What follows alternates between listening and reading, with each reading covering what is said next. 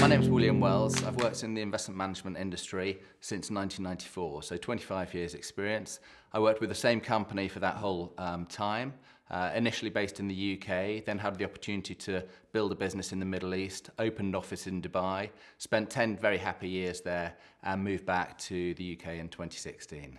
I think the asset management market study that came out and said that we needed 2 non-executive directors on each fund board was really the catalyst, and I thought this was a really interesting opportunity for me to give something back to the industry, the asset management industry. I attended a UK fund board boot camp just to really understand exactly what was expected of independent non-executive directors for the UK fund boards. At the event, I met the Mosaic team. I really liked what they were saying. I was interviewed by them to see whether I'd be a suitable candidate for the course, and as it was the only course specific to the UK fund boards, I chose to go with them. I attended the MosaicNED training program, and I thought absolutely gave me all I was looking for from the course. There was so much to cover there.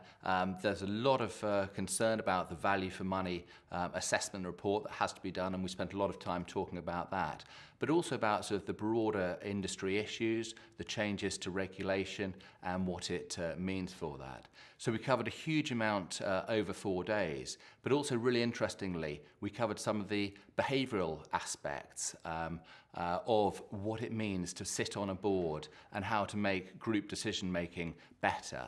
And I think it's very important that we look at the different angles that decisions are made over and ensure that there's cognitive diversity within the board. I think the value that iNED's can bring to fund boards is really interesting. You've got a balancing act to be had.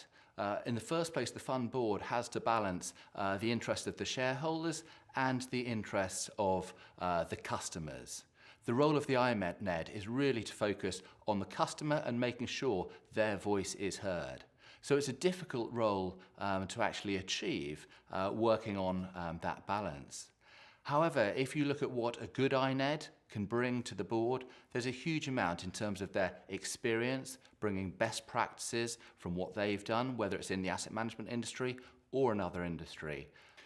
I think the essential things for an iNED to do is to make sure that they can work with the rest of the board, be a critical friend. They have to represent the investor, the end customer, but they also have to make sure that they're working with the other members of the board for the benefit of the company. The company will do well if the brand does well, if the customers do well, and so the iNED can really add value in that way. I think it's really important to make sure the decision-making process is clear and it's transparent. And by having people with different views, different backgrounds, and it's not just necessarily where they come from or their upbringing, but it's the way their mind works to ensure that each point of view comes from a different angle.